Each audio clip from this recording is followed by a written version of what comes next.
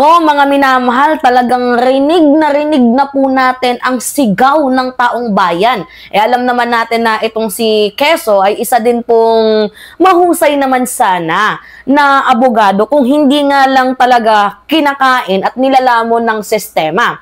Alright, ano nga ba yung sigaw ng taong bayan? Dapat daw po na ipadisbar itong si Quezon dahil nga po sa kanyang ginagawang paglabag dito po sa ating konstitusyon.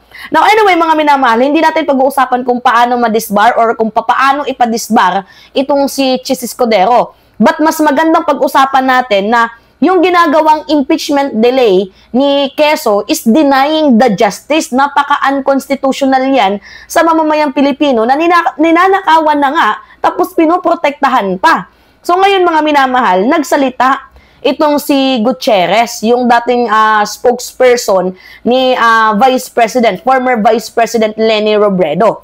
Ito yung kanyang sinabi. Basahin natin mga minamahal. Yan sobrang linaw.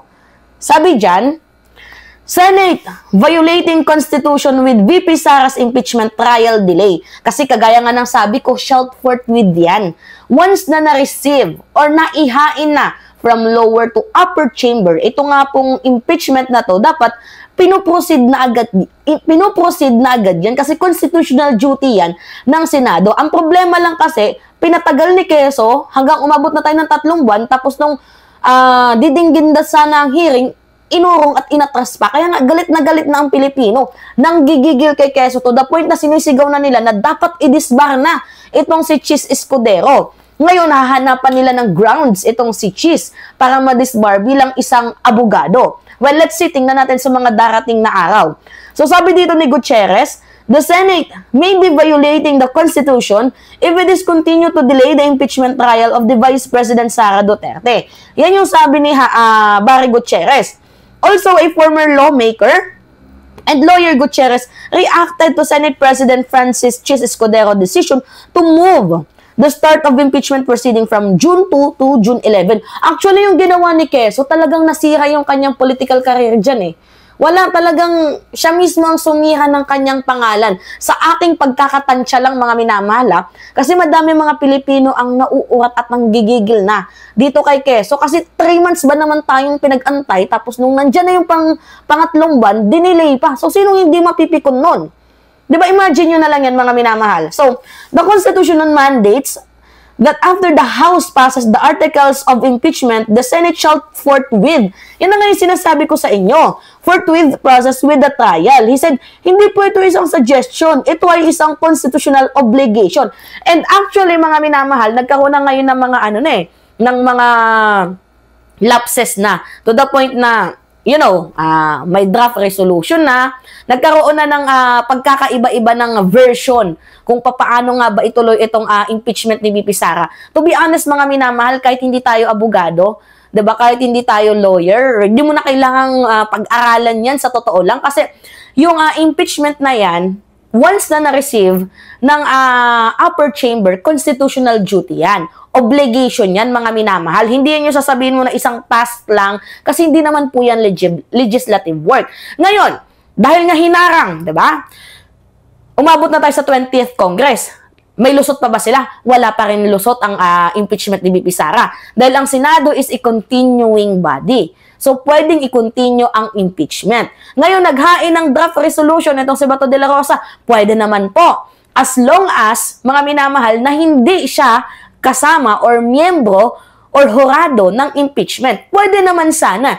Ang problema, siya po ay isang husgado. Tinaguri ang hurado ng impeachment trial ni Vice President Sara Duterte. Ngayon siya ay hurado, dapat siya ay neutral. Diba, sa kanyang mga opinyon, sa kanyang mga sinasabi, sa lahat ng kanyang mga pananalita, dapat mananatiling neutral ang isang impeachment, ang isang judge ng impeachment trial ng isang tao. Ngunit sa ginawa ni Bato de la Rosa, malinaw na meron din siyang ginawang paglabag. Pangalawa, yung draft resolution ni Bato de la Rosa is hindi siya pwedeng tanggapin. Alam nyo kung bakit, mga minamahal? Kasi hindi naman siya abogado. At sino siya para magsulat ng draft resolution na in the first place, isa siyang, hurado ng impeachment trial. Dapat ang pwede lamang magsulat niyan, ibang tao na abogado or itong si Vice President Sara Duterte kasi siya yung nahaharap, siya yung sinasakdal. Dapat yung isang hurado pinagbabasihan ang mga mga minamahal, ang mga ebidensya. Hindi siya pumapanig sa isang taong inaakusahan. Diba? Kasi paano natin malalaman ang katotohanan? So ngayon, it's very clear na yung gustong mangyari ng mga Duterte is wag nang ituloy yung impeachment. We all know naman na meron silang numbers. Kasi kung pag-uusapan natin ng impeachment, number games yan. Ngayon, dahil meron silang numero, alam na natin na may tsansa itong si VP Sara Duterte na ma-acquit from conviction. Pero ang gusto talaga nilang mangyari, huwag nang matuloy ang impeachment. Bakit hindi na matutuloy or bakit ayaw nilang matuloy ang impeachment? Kasi napakadami natin mga prosecutor, mayroon silang mga kanya-kanyang duty. Kasi when you say prosecutor, taga-prosecute. So, labasan to ng ebidensya. Ngayon, naglabas sila ng mga ebidensya na nakuha nila dito sa committee na to, sa hearing na to, 'di ba? Naghalo-halo na. Lalo pat 7 po yung article of impeachment na kinakaharap ng ating Vice Presidente. Now, ang punto dito mga minamahal, ayaw nilang matuloy kasi kapag natuloy ang impeachment, mabubulgar po. 'Di ba? Mabubulgar lahat ng ginawang hindi maganda ng ating Vice Presidente. And then later on, pwede po yang magamit sa kanya kung sakali mang malagpasan niya yung impeachment or yung ICC. In the future, pwede pong yang magamit sa kanya. Kung tatakbo man siya bilang presidente ng bansang Pilipinas, pwede pong maging lapses yan. Pwede po siyang ma-call out, masira ang kanyang image because of that. So ngayon, tinatrabaho nila na wag nang matuloy yung impeachment. Dati, numero lang yung hinahanap nila. Na, syempre, di ba, nung midterm election, syempre, transition yan ng 19th to 20th Congress. Hanap sila ng mga posible na bumoto ng acquittal dito kay Sara Duterte. And, greatly sa kanila, nakapasok si Bato, si Go, si Amy, at itong si Villar. Talagang yung mga boto niyan, klarado at malinaw pa sa malinaw na makikita natin mga minamahal na not convicted yung boto na mga yan. So ngayon, because dahil nga meron na silang number, ang kanilang punteriya na ngayon is wag nang ituloy ang impeachment. Kumbaga, patayin ang impeachment, which is wrong mga minamahal kasi constitutional duty yan ng Senado na kapag naihain na sana dapat ang impeachment, hindi mo na pwedeng i-dribble yan. Shall forthwith. Diba? At according na din sa ating mga law expert, mga minamahal, kung pagbabasihan lang natin yung mga naunang pangyayari, mga naunang event, at yung constitution mismo, walang malalabag sa batas kung sakaling magkaroon ng transition from 19th to 20th Congress. Kung pagbabasihan lang naman natin ang batas. Diba? So, ang nagpapagulo lang dito, walang iba, kundi yung mga DDS ng mga senador, instead na magbase tayo sa konstitusyon. Alright, continue tayo dito sa ating mga topic. His remark came after a recent SWS survey showed that 88% of the respondents wanted to Duterte face the impeachment case. Even the Vice President himself said that she wants the trial to proceed as it is a chance to clear her name. Kung si Vice President Sara ang nagsabi na she welcomes the trial at ready na daw siya to face the accusation, 'di ba? So, what is the Senate waiting for? Oo nga mga minamahal, beside si VP Sara Duterte na din mismo ang nagsabi na she want a bloodbath. Gusto pala ng bloodbath. Bakit? Kailangan mo pang utusan yung mga alipores mo na maghain ng draft resolution or whatever mga minamahal para harangin ng impeachment. Well, kung sa bagay, ano pa nga ba nga asahan natin dyan kay VP Sara Duterte? Diba? Nung kino-call out ng National Bureau of Investigation itong si VP Sara Duterte para harapin kung totoo nga bang meron sa kanyang pagbabanta, threat sa buhay niya, hindi nga siya umattend kahit sinabi niya na a-attend siya. Diba mga minamahal?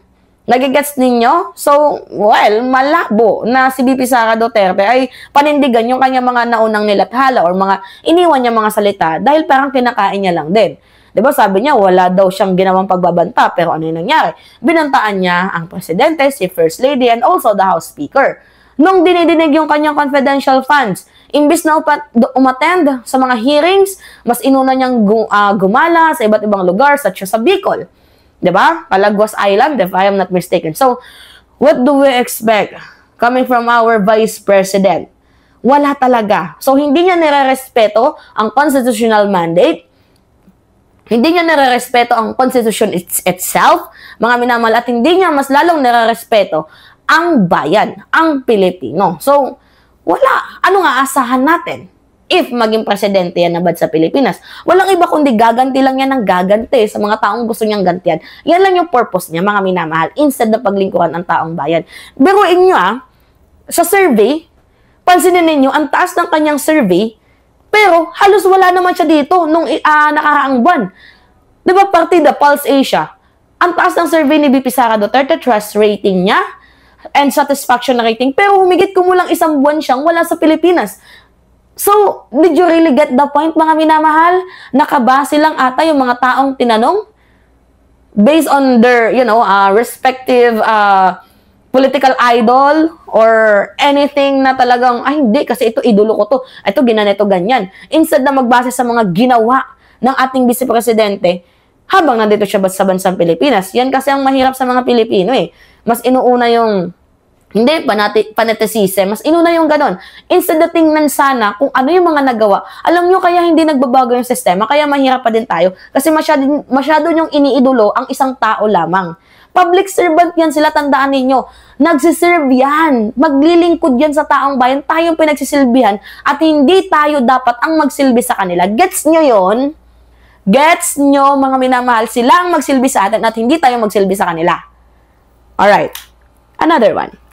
Sabi dito, his remark came after a recent SWS survey showed that 88% of the respondents wanted Duterte to face the impeachment case. Even the Vice President himself said she would once the trial proceed as its chance to clear her name. Ganyan lang si VP Sara Duterte. Hindi aattend ako para maklaro yung pangalan ko. Pero pag nandyan, hindi niya nare-respeto yung batas. Actually, sa SWS survey, 88% siya. Pero dito sa WRN, 90%. Na mga Pilipino na gusto itong si VP Sara Duterte na harapin. 'Di ba? Ang impeachment trial laban sa kanya. Alright, continue tayo mga minamahal sa sinabi ni Gutierrez. Sabi dito, kung si Vice President Sara nagsabi na tawag dito, if these reports are true, this is a flagrant violation of the Constitution. Hindi optional sa Senado ang impeachment trial. Harap-harapang lokohan na ito kung ito ang plano. Totoo mga minamahal, pambababoy ito sa ating konstitusyon. Kaya dapat madisbar na yung si Quezon, tanggalin bilang Senate President eh. Kasi may time na okay naman siya, pero probably and mostly mga minamahal, parang merong aning-aning. Well, anyway, ano pa bang asahan natin sa isang lasinggero? Alright. Sorry mga minamahal. Yan yung sabi na inireklamo daw itong si Quezon. Way back 2014, ng ina, ni Heart Evangelista dahil nga bastos. So sabi dito, the former spokesperson of ex-Vice President and now Naga City Mayor-elect Leni Robredo was also reacting to a news report that Escudero is deliberately derailing the impeachment trial to allegedly secure the backing of the Duterte bloc in the Senate to maintain his grip in the leadership. Yun yung mahirap lalo pat nai-reveal ko din sa inyo na itong si Senate President Chis Escudero ay nakipag-usap sa mga Duterte bloc. You know, mga minamahal, pinakita ko sa inyo yung article na yan. Sino yung nag-reveal yan? Walang iba kundi si Bato de la Rosa na nakipag-usap itong si Quezon sa Duterte team para sa Senate presidency. Ma-maintain yung kanyang pag-upo bilang Senate President ng bansang Pilipinas. It's okay naman, Chis, kung gusto mong manatiling Senate President. As long as naman, sana maging neutral ka naman. Be fair enough. Hinahanap ko yan. Okay, research lang natin mga minamahal. Cheese. Ito ba to? Okay. Sabi dito, wait lang mga minamahal.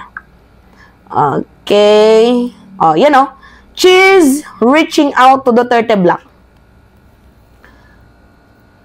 Malinaw pa sa clear, sa bolang kristal. Nang sinabi dito ni Bato de la Rosa is tinatry na i-contact ni Chis Escudero ang Duterte bloc for what?